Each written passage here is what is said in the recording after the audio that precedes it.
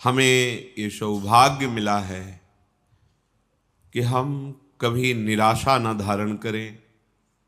कैसी भी विपत्ति या कैसी भी दुखद परिस्थिति आवे, हम आराध्य देव पर संशय न कर लें कि ऐसा क्यों। अनंत जन्मों में ऐसे हमारे दुष्कृत हुए हैं जिन्हें हम अधर्माचरण कहते हैं, पाप कहते हैं, कि अगर हमको प्रभु की शरण ना मिलती और फिर भोगना पड़ता तो हम पूरा हिसाब कभी नहीं भोग सकते थे। प्रभु की शरण में है तो इसलिए बहुत कम करके हमें विपत्ति, दुख, संकट आदि जो प्राप्त हो रहे हैं उनमें भी कुम्हार की मटकी की तरह ऊपर से पीट रहे हैं पर अंदर से पूरा हाथ का सपोर्ट दिए हुए हैं। हमारे जीवन में यदि हम शरणागत हैं हृदय से, तो जो भी घटना, परिस्थिति, संकट, विपत्ति आती है, हमें निराश नहीं होना। जितनी श्वासें हैं, हर कष्ट सहते हुए प्रियाजू के चरणों में समर्पित करना, इसका निश्चित फल होगा प्रियालाल की प्राप्ति। ये आसुरी बुद्धि हमें प्रभु के शरणागत होने में बाधा पहुंचाती है। इसी से हमें निराशा मिलती है। जितनी मात्रा में आसुरी बुद्धि होती है उतना ही भगवत मार्ग में निराशा पैदा करती है। और जिनके संपूर्णतया आसुरी बुद्धि का ही प्रकाश होता है उनको तो मार्ग ही समझ में नहीं आता है। आनंद का मार्ग भी उन्हें महान क्लेश और अशांति का मार्ग लगता है। किसी विपत्ति घटना में बहुत बड़ा मंगल विधान प्रभु का छुपा होता है। बड़े बड़े भक्तों के जीवन चरित्रों को जब पढ़ा गया, सुना गया और समझने की चेष्टा उनके चरण कृपा प्रसाद से की गई तो यही समझ में आया है कि उद्देश्य की प्राप्ति के लिए अब दुख सुख की परवाह नहीं करनी। जो भी दुख या सुखद परिस्थिति आती है वो शरीर के ऊपर आती है, आत्मा में तो कभी इसका प्रवाह, प्रवेश, कोई भी स्फुरना बिल्कुल नहीं है। ना दुख का प्रवाह है, ना विपत्ति, संकट, अस्त्र शस्त्र, मार पीट, इनका प्रवेश ही नहीं है। वही हमारा स्वरूप है। ना जानने के कारण शरीराभिमान से युक्त होकर बहुत सी गलतियां हो गई। उन्हीं गलतियों का फल इस शरीर को भोगना पड़ता है। वही हमारे कर्म किसी की बुद्धि में बैठ करके हमें दंड देते हैं। यदि हमारा कर्म ऐसा नहीं है तो त्रिभुवन में सब ईश्वर से संचलित है। किसी की ताकत नहीं है कि कोई कुछ कर सके। कई बार सत्संग में सुनाया है कि एक बाल्यावस्था से भगवान शालिग्राम की आराधना करते हुए विरक्त मार्ग के पथिक बने और हर समय भजन परायण और भ्रमण करते थे। एक दिन वो गंगा किनारे शौच आदि क्रियाएं करके स्नान करने को जा ही रहे थे कि 90 लोगों ने भाला, लाठी, तलवार लिए हुए मारो मारो ऐसा कह के घेर लिया। तो संत थे, उन्होंने हाथ जोड़ा और कहा आप सब मार तो डालेंगे ही, यदि कृपा करें और हमें इतना समय दे दे कि हम स्नान करके अपने शालिग्राम भगवान को स्नान करा के चरणामृत ले लें, फिर आप आराम से मार देना। भगवान की इच्छा से वो रुक गए, स्नान किया, शालिग्राम भगवान का सांगोपांग स्नान आदि करा के पूजन किया, चरणामृत लिया और हृदय से प्रार्थना की, प्रभु इस जन्म में हमने तो कोई ऐसी गलती नहीं की जिसका ऐसा दंड मिले कि 90 लोग प्रहार करके मारेंगे। क्या इन 90 लोगों के मारने का रहस्य क्या है? सच्चे हृदय से प्रार्थना की तो भगवान उनके हृदय में स्फुरणा की और जैसे अपने को टीवी में दृश्य दिखाई देता है ऐसे दृश्य उनके सामने चलने लगा। उन्होंने 90 पुरुषों की हत्या की थी पूर्व जन्म में। तो भगवान ने कहा इनको 90 बार जन्म लेना होता और तुम्हें 90 बार मरना होता, पर मेरे भजन का प्रभाव है कि एक साथ ही 90 तुम पर प्रहार करेंगे। तुम मेरे ध्यान में निमग्न हो जाओ, शरीर छोड़कर अब तुम मेरे परम धाम को आओगे। भगवान ने हटाया नहीं, ये कृपा करी कि उसे 90 बार जन्म ना मरना नहीं पड़ा। एक बार में ही 90 लोगों ने प्रहार किया और शरीर तो नाशवान ही है, एक ना एक दिन सबका छूटना है। शरीर छूटा और भगवत धाम को गए। अब अगर बाहरी चेष्टा देख ली जाए तो बड़ी भयावनी लग रही है कि भगवान का भक्त और 90 लोगों का मिलकर प्रहार करना, भगवान बचा नहीं सकते थे क्या? भगवान ने बचा लिया। बार बार जन्म मरण के चक्र से बचा। शरीर तो एक बार छूटता ही है सबका। बड़े महान सत्यवादी भगवत भजन करने वाले प्रताप राय जी की बहन उनके समीप आई कि आपके बहनोई की दशा बिगड़ चुकी है, बहुत औषधियां दिलाई पर वो मरणासन स्थिति में है। मुझे विश्वास है कि अगर आप कह दोगे तो फिर हमारे पति का जीवन बच जाएगा, नहीं तो बिल्कुल मरणासन, आप चलिए। तो उनका बहन हमारा जीवन भगवान को अर्पित है, हम भगवान से प्रार्थना किसी के बचाने की या सुख की या दुख निवृत्ति की ये सब नहीं करते।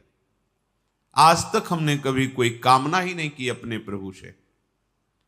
पर जब बहन ने बहुत हठ किया तो गए, उनके बहनोई का सर गोद में रखा अपने, वो बहन के पति का, और माथा सहलाते हुए एकाग्र हुए भगवान से प्रार्थना की कि हे प्रभु करुणा करो, इनके कर्म संस्कारों को भस्म करके इनको जीवन दान दो। इतने एकाग्र थे कि उसी समय जो उनके पति थे वो बेहोशी अवस्था में थे। तो देखा कि भगवत पार्षद आए और उनसे कहने लगे कि अब तो हम तुम्हें नहीं प्रभु के पास ले जा पाएंगे, क्योंकि इतने महान भक्त ने संकल्प कर लिया है। तो वो रोकर भगवत पार्षदों से प्रार्थना करने लगे कि इतने जन्मों से मैं साधन भजन करके यही मांग रहा था कि अपने प्रभु से मिलूं, और आज मेरे मिलने का समय आया है। तो प्रताप राय भक्त होते हुए ऐसा कैसे कर सकते हैं कि भगवत मिलन में वो बाधा डाल दे? भगवत पार्षदों ने कहा भगवान अपने लाडले भक्त की इच्छा की पूर्ति निश्चित करते हैं, उनका नहीं नहीं ऐसा प्रताप राय नहीं कर सकते। और ये बात उनकी पत्नी ने भी और प्रताप राय ने भी ध्यान में देखा। तत्काल शुद्धि आई बाहर, उनका नहीं नहीं प्रभु बिल्कुल नहीं, इनकी बिल्कुल रक्षा नहीं करनी, बिल्कुल नहीं। भगवान से मिलन का अवसर आया है, अब बिल्कुल स्वस्थ करने की जरूरत नहीं। अब आप, ये बात बहन ने भी देखी, उनका हाँ बिल्कुल नहीं। अभी तक हम अज्ञान की धरा में चाह रही थी कि इनका शरीर स्वस्थ हो और ये मेरे पति हैं, मैं सुखपूर्वक जीवन व्यतीत करूं। पर आज मुझे पता चला कि भगवान का विधान बहुत जन्मों के बाद आज मिलन का हुआ है, तो हम अपने सुख के लिए इस भगवत मिलन में बाधा नहीं डालेंगे। अगर भगवान ना बताते तो कैसे कोई रहस्य समझ पाता? ऐसे ही अपने लोग हैं, अपने लोगों के ऊपर भगवत कृपा है। अब जो भी विधान हो रहा है भगवत कृपा से युक्त हो रहा है। कहो सो कहाँ जहाँ प्रभु नाही, कोई ऐसा स्थान नहीं जहाँ प्रभु ना हो। तो उनके होते हुए हमारे को जो शारीरिक दंड, जो वाचिक दंड, मानसिक दंड मिल रहा है, वो मुझे पवित्र करने के लिए मिल रहा है। अगर उस दंड विधान में शरीर भी छूट जाता है तो राधा राधा हमें श्री जी की प्राप्ति होगी। शरीर तो छूटना ही है, आज या कल छूटना ही है। निराशा या भक्ति मार्ग में उत्साहहीनता ये बिल्कुल ठीक नहीं है। कोई संशय प्रवृत्ति आ जाना कि अगर भगवान का भजन करते भगवान होते, तो ऐसा नहीं, बिल्कुल नहीं। बहुत कृपालु भगवान हैं, उनका जितना विधान है वो बड़ा कृपामय होता है। अपने को केवल प्रभु के चरणों में समर्पित करना, शेष बात वो देखेंगे। ऐसा कभी न सोचे कि भजन करने का फल है कि शरीर निरोग रहे, विपत्ति ना आवे, संकट ना आवे। ऐसा नहीं है। जो हमारे शरीर की रचना जिस कर्म से हुई है उसको वैसा ही भोगना पड़ेगा। भोगने की सामर्थ्य और उससे बेपरवाह होना, ये भजन का फल है। भोगने की सामर्थ्य और उससे बेपरवाह होना, ये भजन का फल है। और शुद्ध भजन का स्वरूप अपने प्रीतम के चिंतन में डूबे रहना है। आज या कल मृत्यु निश्चित है। इन सब बातों को लेकर हृदय में किसी भी तरह का प्रश्नवाचक चिन्ह शरणागति पर खड़ा कर देना, ये परमार्थ के लिए बहुत बड़ी बाधा होगी। भगवत कृपा हर समय हमारे हृदय में उल्लास पैदा करती रहती है। चलो आगे बढ़ो, पीछे हटने की, निराशा करने की कहीं कोई गुंजाइश नहीं। अमंगल नहीं है, यहां प्राण निकल जाना भी मंगल है। ये तो निकलेंगे ही, आज नहीं तो कल निकलेंगे। दुर्दशा तो होगी इस शरीर की, आज नहीं तो कल होगी। पर दुर्दशा होते होते हम ऐसी दशा को प्राप्त हो जाएं कि भगवद स्मरण न छूटे, प्रभु का चिंतन न छूटे। इस आसुरी बुद्धि का त्याग करें। इदमद्य मया लब्धमिमं प्राप्से मनोरथम, इदमस्ति इदमपि मे भविष्यति पुनर्धनम, असौ मया हतः शत्रुर हनिश्चे चापरानपि, ईश्वरोहमहं भोगी सिद्धोहम बलवान मुखी, आढ्यो विजनवानस्मि कोन्योस्ति सदृशो मया, यक्षये दास्यामि मोदिष्य इत्य ज्ञान विमोहिताः। जो अज्ञान से युक्त हैं, जिनका ज्ञान ढका गया है, वो ऐसा सोचा करते हैं आज ये हमने लाभ प्राप्त कर लिया, कल मैं ऐसा भी लाभ प्राप्त करूंगा, ये कमाया वो कमाऊंगा, इतना धन एकत्रित हो गया, अब इतना और कर लूंगा और परम सुखी हो जाऊंगा। मैं एक शत्रु को परास्त कर दिया, अब उनको भी परास्त करूंगा, मैं शत्रु रहित हो जाऊंगा। मैं ईश्वर हूं, मैं स्वामी हूं, मेरे पास इतना धन है, इतना जन है, मैं इस तरह की जो आसुरी प्रवृत्ति है वो कभी भजन में नहीं लगने देती। धन का आश्रय, जन का आश्रय, विद्याभिमान, शरीराभिमान, मान सम्मान की प्रियता, सब आसुरी बुद्धि है। शरीर न्यौछावर कर दिया आप श्री जी के प्रति, अब जैसा चाहे वैसा करें। बड़े बड़े महापुरुषों के जीवन में बड़ी बड़ी विषम परिस्थितियां आती हैं। उपासक को घबराने की जरूरत नहीं। पूज्य श्री सनातन गोस्वामी जी निरंतर भजन में डूबे हुए महापुरुष, जब पुरी में महाप्रभु के समीप थे तो पूरे शरीर में ऐसे खुजली हुई, घाव हो गए, उनसे मवाद बनने लगा। और महाप्रभु जब देखते सनातन जी को तो हृदय से लगाते, उनके शरीर में वो लग जाता, बहुत क्लेश होता। उनका इससे अच्छा है शरीर छोड़ दे। कई बार महाप्रभु से प्रार्थना की, प्रभु इस अधम के शरीर को मत छो। प्रभु ने कहा, सनातन जब तुम्हें हृदय से लगाते हैं तो श्री कृष्ण प्रेम बढ़ता है, इसलिए मैं तो हृदय से लगाऊंगा। और सनातन जी को ये आंतरिक कष्ट होता कि महाप्रभु के निर्मल विग्रह में हमारे शरीर का ये, अब शरीर को ये नष्ट कर देते हैं। रथ यात्रा में जगन्नाथ भगवान की जो होती है, विचार किया वहां अपने शरीर को श्री ठाकुर जी के रथ के नीचे दबाकर पूर्ण कर देते हैं। महाप्रभु को उनकी मानसिक भाव का पता चला। महाप्रभु ने कहा, सनातन अभी शरीर तुम्हारा है, इस शरीर के रखने या छोड़ने का भी अधिकार तुमको है। उनका प्रभु ये तो आपको समर्पित। फिर आप ऐसा कैसे सोच सकते हैं? जब आपका अधिकार ही नहीं है, आप शरणागत है, आपने तन मन प्राण समर्पित कर दिए हैं, फिर आपको ऐसा सोचने का अधिकार नहीं है।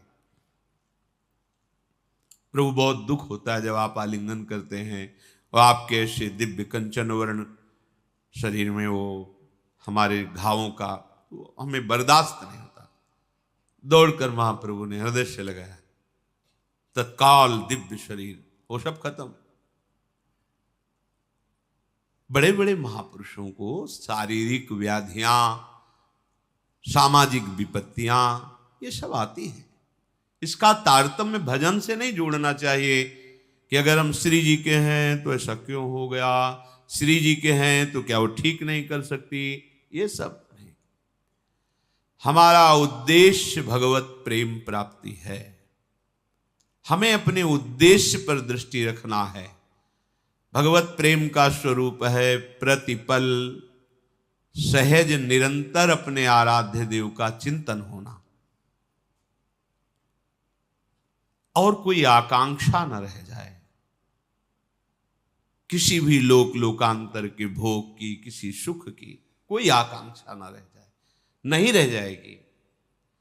बड़े बड़े सिद्ध महापुरुषों को यही अपने वृंदावन ब्रज क्षेत्र में महामहिम श्री पंडित बाबा जी महाराज, पंडित रामकृष्ण जी महाराज, ऐसे महापुरुष जो बाल्यावस्था में ही भगवान के साथ कंचा गोली खेलते थे, गोविंद देव जी के साथ। एक भंडारा किया तो संतों के पास अर्थ आ जाता है तो संत सेवा में लगता है, ठाकुर सेवा में लगता है। संत सेवा हुई, शाम के कुछ ऐसे जन पधारे जो स्वभाव में आसुरी प्रवृत्ति रखते थे। कहा बाबा खीर पुआ बटा हमको भी खवाओ। भैया हो तो मध्याह्न में राज भोग लगा, बट गया, अब तो है नहीं। लाठी से प्रहार किया, खोपड़ी फूट गई, रक्त स्राव होने लगा, और वो कुटिया में गए तो उन्हें कुछ मिला नहीं, तो वही अपने गमछे से फिर पट्टी बांधी। इतने बड़े महापुरुष जो बाल्यावस्था से भगवत साक्षात्कार किए सिद्ध महापुरुष, इसका कोई महत्व तो नहीं है। किसी ने पीट दिया, किसी ने गाली दे दिया, कोई विपत्ति आ गई, कोई रोग आ गया तो बोले इनका भजन लघु है, इनके भजन में ताकत नहीं है क्या? नहीं, जिसने मारा था वो भस्म हो जाना। अभी साधुता समझते क्या हो? ये नहीं, मार्ग को समझिए, नहीं तो माया का कार्य है संशय और अविश्वास पैदा कर देना। संशय और अविश्वास ये जीवन का सबसे बड़ा संकट है, जो अनंत जन्मों के लिए बीज बो दिया भगवत विमुख होने का। इसलिए कभी संशय नहीं, कभी अविश्वास नहीं। जैसी भी परिस्थिति, बढ़ते चलो आगे, आगे बढ़ना है। अमंगल शब्द है ही नहीं, विश्वास कर लीजिए। कितने हम आपको चरित्र बताएं महापुरुषों के, जिनकी निरंतर भगवदाकार स्थिति है, ब्रह्माकार स्थिति। हमने उनके दर्शन किए। बरगदिया बाबा नाम के गांव में क्या होता है कि जैसे जो प्रधान वृत्ति होती है उसी में संत का नाम रख दिया जाता है। तो बरगद के वृक्ष के नीचे रहते थे गंगा किनारे, तो उनको बरगदिया बाबा कहते थे। जैसे एक संत भगवान आजीवन केवल सतुआ ही पाए तो सतुआ बाबा उनको कह दिए। एक संत भगवान थे कि वो जो भी आवे कितना बड़ा करवा रखते थे, पंजीरी देते, उन पंजीरी बाबा कह दिए। संत लोग, संत जनों के नाम गांव के लोग अलग रख देते, गुरुजन नाम रखते हो अलग होता है। संतो बरगदिया बाबा उन्हें कहते थे। उनके पैर में जरा सा ऐसे खत हुआ, फिर सड़न शुरू हुई, पूरा पैर मवाद से। कोई भी जाता बाबा दवा, ऐसा नहीं, कीड़े पड़ गए। बाबा कीड़े पड़ गए हैं इनके। नहीं, उनका भी प्रारब्ध, खाने दो उनको। चेहरा प्रसन्न, हर समय ब्रह्माकार वृत्ति, शरीर से निष्प्रिय। ब्रह्माकार वृत्ति अर्थात साक्षात ब्रह्म रूप, और शरीर पैर में कीड़े पड़े हुए हैं। इसका तारतम्य भजन से नहीं जोड़ा जाता। यहां संत कॉलोनी में रहते थे, पूज्य स्वामी श्री महेशानंद गिरी जी महाराज काफी समय पहले ही पधार गए। बहुत ही ज्ञानी, समस्त शास्त्रों के और बहुत ही गंभीर और छुपे हुए महापुरुष। मलिन चद्दर, लाल रंग का, ऐसे अवधूत। जब जाते बात करते तो ऐसा लगता है जैसे अमृत पिला रहे हो। शास्त्रों की गूढ़ बातें, साधना की गूढ़ बातें। तो जो संतों की मंडली चलती रहती ना, सुबह देखो परिक्रमा मार्ग में, उसी मंडली में एक संत बड़ी ही ऊंची स्थिति के, एक गशाहरी होती है यहाँ अंगुलियों के मोड़ में, जहां से वो फिर धीरे बहुत ही जलन पैदा करती है। 2-3 दिन मंडली में नहीं गए तो स्वामी जी महाराज उनके समीप गए, महेशानंद गिरी जी, और देखा उनका। स्वामी जी रामकृष्ण मिशन, चलो इसका ऑपरेशन। नहीं स्वामी जी, 2-4 दिन में ठीक हो जाए। धीरे धीरे वो बढ़ी, फिर हाथ में 10 दिन बाद गए तो यहां तक हाथ ऐसे पीला मवाद से भरा। उनका स्वामी जी अब तो आपको चलना पड़ेगा, अब आपकी बात नहीं सुनेंगे, आपको चलना पड़ेगा। हाँ ठीक है, तो कल तक का समय दे दो, कल हम चलेंगे। हाँ स्वामी, कल तो हम गाड़ी लेके आएंगे, रामकृष्ण मिशन आपको ले। कल जब गए तो आसन में से बैठे, निष्प्राण हो चुके थे, शरीर चला गया। महापुरुषों जो भगवत चरणारविंद में इतने तल्लीन हैं, वो चाहें तो नई सृष्टि कर सकते हैं। वो अपने अंगों की पीड़ा को नहीं मिटाया, क्योंकि जानते नाशवान शरीर, इसको भोग लेते हैं और प्रिया प्रीतम के समीप चलते हैं। ये संशय वृत्ति हृदय में बिल्कुल नहीं होनी चाहिए कि यदि भजन का फल सुख है तो इनको बुखार क्यों आ गया, भजन का फल सुख है तो इनका अंग भंग कैसे हो गया, भजन का फल भगवान रक्षा करते तो इनको गाली किसने दे दी, इनको पीठ किसने दिया। हमें सावधान रहना है, हमारी निष्ठा में परिवर्तन ना आने पावे, और चाहे जैसी परिस्थिति हो वो हमारे प्रभु से पास होके आ रही, पक्का समझ लीजिए। हमारे द्वारा कितने भयंकर पाप हुए तुम क्या जानो। मेरे कृपालु प्रभु आज कृपा करके उनको बहुत कम में भुगता करके अपने मार्ग में ले चल रहे, उनकी कृपा का पता नहीं। हम लोग अज्ञानी केवल वर्तमान को देख, हमने तो भजन किया, कभी कोई गलती की, गलतियों का खजाना जमा है तुम्हारा, आज उनकी कृपा से तुम भजन कर रहे हो। तो ये शरीर जब बना था तब उसका प्रारब्ध निश्चित हो गया था, इस अवस्था में इस दंड को तुम्हें भोगना है, तो दंड दे रहे हैं और उसके साथ दुलार कर रहे हैं, और हमारा अविनाशी मार्ग पुष्ट हो रहा है। कितनी बड़ी कृपा है। तो हम हर समय कृपा का अवलोकन करें, कभी किंचन मात्र भी प्रभु पे संशय न करें, उनके विधान में प्रश्नवाचक चिन्ह न लगा दें। ऐसा क्यों किया प्रभु, प्रभु क्या ऐसा नहीं कर सकते थे। निश्चित मानिए, कोई भी शरणागत के ऊपर जो विधान हो रहा है वो प्रभु का बहुत सोचा समझा विधान है। यदि वो शरणागत है अंदर से, हम बाहर की बात नहीं कहते, बहुत संशोधन करके पास किया हुआ विधान है, और उसका फल भगवत प्राप्ति है।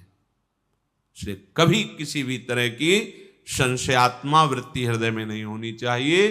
पूर्ण विश्वास के साथ ये प्राणों की बाजी लगाकर इस मार्ग में चला जाता है। नारायण अति कठिन है हरि मिलन की बाट, या में पग पीछे धरे प्रथम शीश दे काट। शीश काट का मतलब अब मेरा अस्तित्व नहीं रहा, अब हरि जाने। जैसा अजात पक्षायु मातरम खगा, जैसे छोटा बच्चा पंख नहीं निकला माँ की बाट जोहता रहता है, ऐसे बस हरि की बाट जोनी, प्रियाजू की बाट जोनी। जैसा वो चाहें वैसा विधान करें। वो ईश्वरों के ईश्वर हैं, हम उनके दास हैं, उनकी शरण में हैं। अब जैसा वो चाहेंगे वो मंगल विधान करेंगे।